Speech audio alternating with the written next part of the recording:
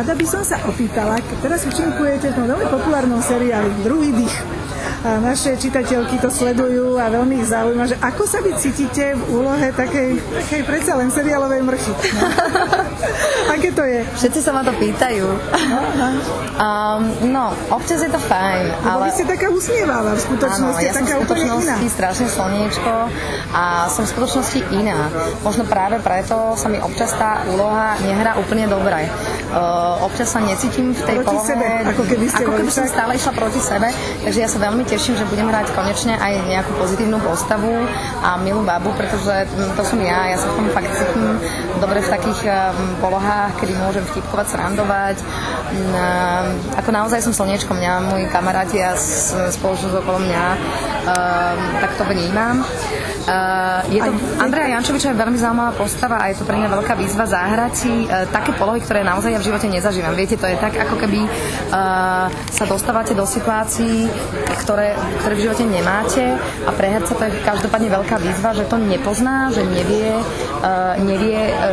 asi ako sa ten človek cíti a pritom ako to hrám, ja to normálne akože prežijem a je to taký pocit, že toto v živote ja nechcem zažívať, preboha, veď takéto trápenia si preboha ja sama nebudem vytvárať, takže je to výzva, nehrám to úplne rada, ale nie je to ľahké zrejme. Nie je to ľahké, občas mám s tým problém a som taká skeptická, že bože môj, čo si o mne bude myslieť Slovensko a dúfam, že má... Čo si myslí? Máte aj nejaké zlé reakcie, že nestotožňujú si niektoré ľudia? Práve, že nemám nejaké zlé reakcie, práve, že naopak, práve, že mám celkom dobré reakcie, že to dobre hráte. Mám také reakcie, že to není možné, Milu, že ty máš takúto polohu a že toto dokážeš zahrať, takže ľudia sú veľmi prekvapení z takých ako blízkych ľudí, čo ma teda poznajú.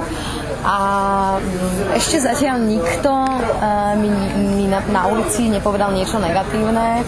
A napriek tomu, že ja som to aj trošku potom, ako vyšiel ten seriál, očakávala som to, ale nikto mi nič nepovedal. Práve naopak. Mám veľmi dobré reakcie. Ja som rada, že máme na Slovensku takých inteligentných ľudí, že oddeľujú tú našu hereckú prácu od súkromia, lebo fakt je to veľký rozdiel, že práve my niečo hráme, ale v súkromí sme úplne iní ako herci a to teraz asi za všetkých hercov vlastne hovorím a som rada, že tí naši slovenskí diváci nás nevnímajú ako tie postavy, že si to uvedomujú, že bože môj, veď táto hra, veď zahrala takú postavu a toto je len ďalšia jej poloha, ktorú dokáže zahrať. Takže skôr by to mali ako ľudia vnímať a to vnímajú, čo som rada, že to je len ďalšia jej postava, ktorú ona dokáže zahrať, takže to som veľmi rada, že to tak je. Je nejaká taká pozitívna úloha na obzore? Je pozitívna úloha na obzore, mal by sa točiť jeden slovenský film, komédia, ale či sa bude točiť, to ešte nie je 100%, takže by som o tom veľmi nemala rozprávať, takže o tom ani nebudem veľmi rozprávať, ale mala by som tam hrať usmievavé, sympatické dievča, do ktorého sa zamiluje jeden ITčka, takže som zvedavá teda, že či to vyjde, keby to vyšlo, bola by som strašne šťastná, lebo tu učím si zahrať takto. A čo úloha Oksany? Ako sa vám to hralo? Nie je vám trošku za tým, akože bolo to také iné, no tam si vás strašne veľa ľudí všimlo a potom to im bolo zase ľúto, že ste teda vlastne tam skončili v tom seriálu. Áno. Tak nešťastne. Postava Oksany, musím sa priznať, že mi je za toto postavou smutno. Veľmi rada by som sa do pána aj vrátila.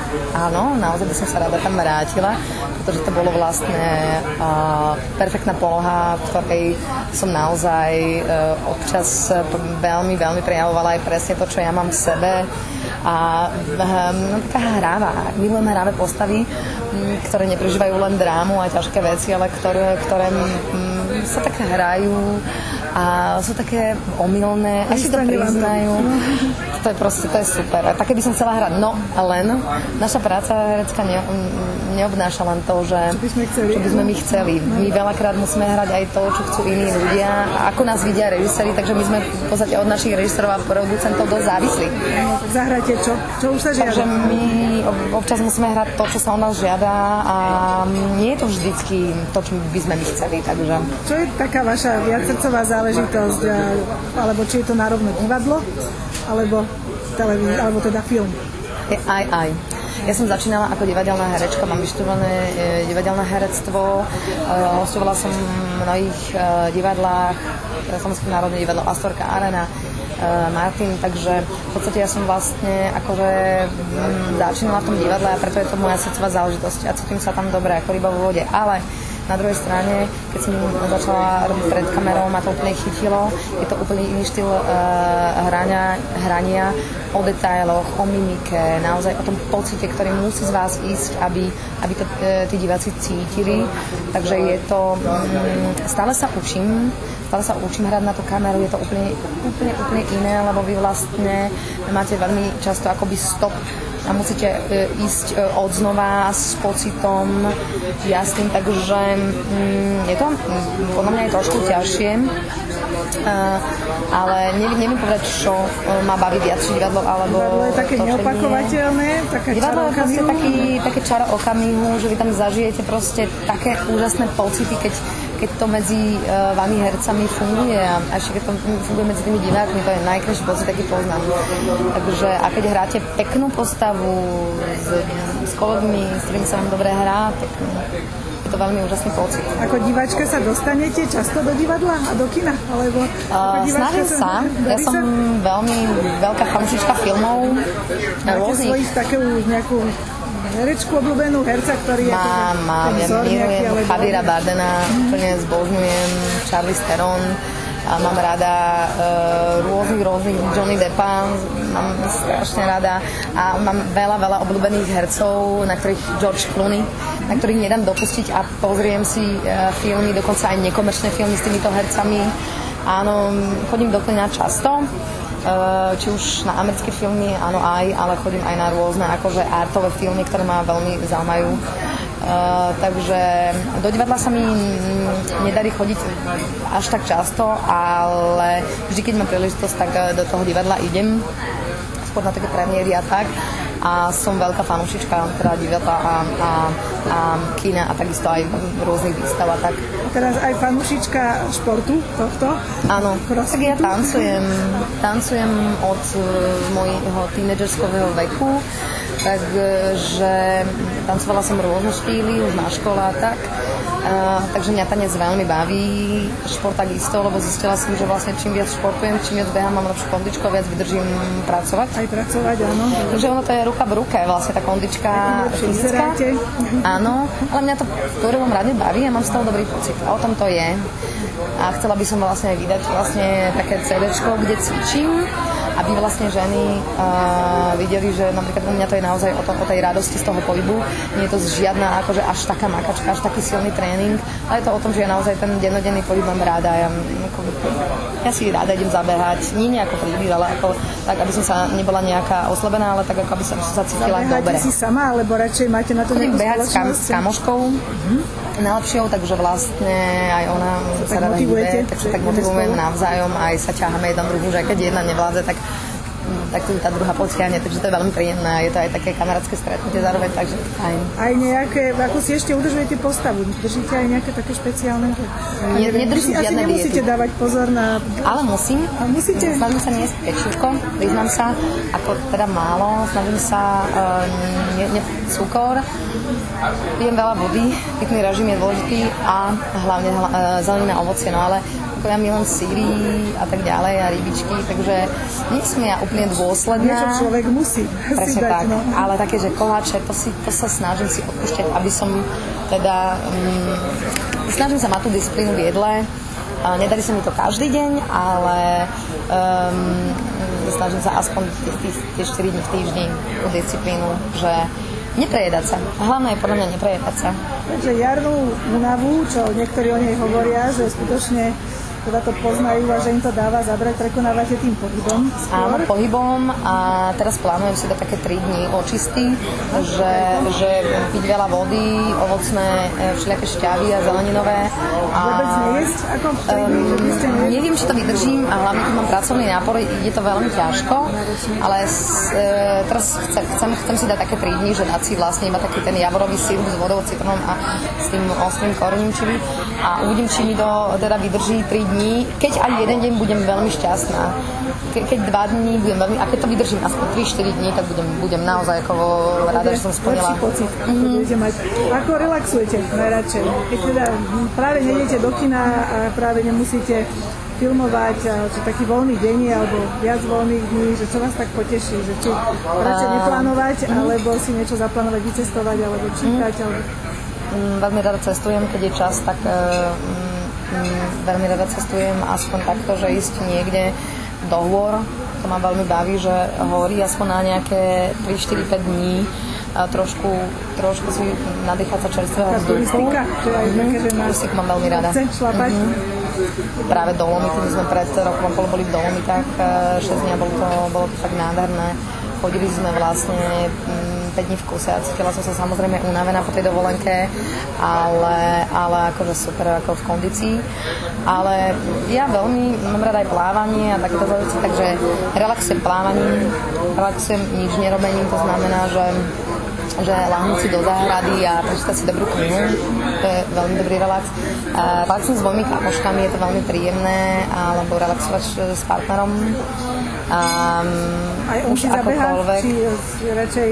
Áno, aj on keď si zabeha, tak to je fajn. Relax, ešte mám rada thajské masáže, úplne zbožňujem, takže ja keď som veľmi unavená, tak sa chodím dobiť na také špeciálne masáže, thajské masáže, lebo tie sú naozaj také, že intenzívne a mám to veľmi rada, aj po nejakom ťažkom tréningu dobrá masáž. A v podstate, čo by som ešte tak povedala, ako taký relax, prechádzky v lese, to je úplne, to mám vyskúšané a to odporúčam všetkým. Proste, aj keď je zima, aj keď je teplo, obliec sa, dať si dobrú obuv a ísť do lesa, prechádzať sa po lese, to je veľmi príjemný relax a to robím veľmi často, či už do Horského parku alebo do nejakého lesa vzdialenejšieho od Bratislavy, tak toto áno. No. Takže telku asi veľmi nepozeráte, asi občas niečo. Telku? Alebo nejaký seriál, či vy nemáte obľúbený? Mám, ale nie sú to úplne, že slovenské seriály, sa priznám. Aj keď pozerám si občas, aby som mala prehľad, samotne si pozriem, čo sa deje na Slovensku, takže akože mám prehľad, ale mám rada seriály, ale nie som nejaká maniačka, že si to musím teda každý deň pozrieť o 7 hodine, takže nie som ja akože televízny človek, napriek tomu, že pre televíziu pracujem. Skôr teraz pre mňa je ten relax proste s tou knihou alebo vlastne s blízkymi ľuďmi alebo s partiou mojich kamarátiek. Reality show vás nebaví pozerať, ale skôr zažívať však ako ten život. Áno. A urobili ste si teraz v posledných dňoch nejakú radosť, že ste si niečo také pekné kúpili, že jarné, tom sa budete cítiť dobre, či už nejaký parfum alebo šminku alebo nejaké oblečenie? V poslednom čase, čo som si kúpila také, čo má... V poslednom čase, čo som si akože takéto práve som si nakúpila športové veci, práve tieto topanočky a cítim sa to veľmi dobré, že keď už ísť športovať a behať po Bratislave, tak už chcem byť tak pekne oblečená, takže takéto veci som si nakúpila športové. No a to je asi tak všetko, lebo neviem čo ešte ďalšie. Takže taký nejaké oblečenie, myslím, šaty alebo nejakú kabelku novú, či ste maniak na niečo také, že musím mať novú kabelku. Mám krásne nové kožené topánky od S. Oliveru, nádherné svetlo hnedé lodičky, také sú úplne krásne, sa veľmi teším. Chystám sa, vyťahnuť lodičky, lebo ja nie som veľmi lodičkovský typ v súkromí, napriek tomu, že v seriáli a v divadle mám lodičky veľmi často, tak v súkromí nemám, mám väčšinou proste... Skôr sviatok, áno. Je to skôr sviatok, takže mám krásne nové lodičky od S. Olivera, to sa teším, lebo tam hneď zoberiem, ako vyjde slniečko a nejaké šatločky pekné. A čo vám dokáže tak spoľahlivo zlepšiť náladu?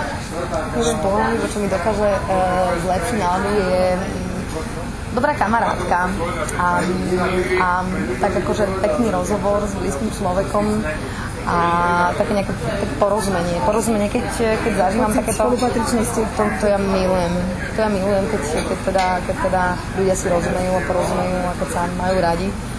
A keď ja mám takú partiu kamarátiek, s ktorými veľmi rada vybehnem na víno, alebo či už proste ideme spoločne niečo robiť, či behať, či plávať, či do sauny alebo niečo, tak s nimi veľmi rada trávim čas a to môžem akože, to mi vždy zlepší náladu mojej kamošky. To je také pozitívne. A ako sa, máte nejaký recept, že ako sa ubraníte, že plno hlúpostí sa veľakrát popíše o ľuďoch, ktorí sú známi z obrazovky alebo z divadla, že určite plno hlúpostí všelijakých ste zaregistrovali aj o sebe, že či sa na to dokážete len tak poznieť a povedete si, a čo to zajtra už nebude vôbec aktuálne, lebo či vás to aj trápi niekedy. Je pravda, že občas sa popíšu veci, ktoré nie sú pravdou, no ja proti tomu častokrát nemôžem bojovať a ja hlavne nechcem bojovať, ja to nechám tak. Moji najbližší vedia, čo sa so mnou deje a vedia, ja som šťastná, proste mám to v súkromí všetko usporiadané a mám to v poriadku a to, že sa občas o mne niečo napíše, beriem to tak, že je to ako v rámci nejakého proma určite a v rámci toho, že samozrejme tie noviny potrebujú niečo písať, ale nejakým spôsobom si z toho ja hlavne každá robím. atrakcia trvá najviac 3 dní. Áno, ja si to uvedomujem, že OK, dobre, niečo sa napísať musí, ale ja som taká v tom, že samozrejme, že som slnečná povaha, samozrejme, že ma to zatrápi najprv, že prečo si akože vymýšľajú, alebo niekedy nemám čas odpovedať a ono si vlastne ako by napíšu, čo chcú, tak ma to občas veľmi trápi, ale snažím sa úplne, že hlavu hore ísť ďalej, na tom svet nestojí, nepadá. Samozrejme, že nechcem, aby ma podľa toho ľudia posudzovali, pretože vlastne človek určite nie je taký, ako oni ho napíšu noviny. Je príjemné, keď vám niekedy ľudia, ktorí sa s vami spoznajú, že povedia, že Ježiš, ty si úplne iná, ako ťa vnímam z tých médií a z toho seriálu hlavne, tak je to fajn. Takže ja mám recept vlastne na takéto žiť dobre, to je mať tých správnych ľudí okolo seba, ktorí vás podržia. To je veľmi dôležité na to, aby človek dokázal zvládnuť v živote aj takéto ťažké situácie, ako sú nejaké bulvárne správy o ňom a nepravdivé a klamstvá a tak ďalej. Takže vlastne toto ma tak drží nad vodou. Ste šťastná, že takých ľudí máte? Mám takých ľudí. Mám úžasnú maminu, ktorá ma podrží v každej situácii ťažkej, takže na ňu sa môžem vždy spoľahnúť a to ma veľmi, veľmi drží nad vodou. Tak aj ona dokáže vám tú energiu dodať. Jasne, mamina je proste akože... Mamina nadovšetko. Aj pohľadiť, aj povzbudiť, aj pochváliť, aj poznamenať. Ona je proste akože, áno, je taká. Tak šťastný človek ste. Tak vám želám všetko dobre, nech sa vám darí, veľa krásnych úloh. Ďakujem. Nech sa vám darí.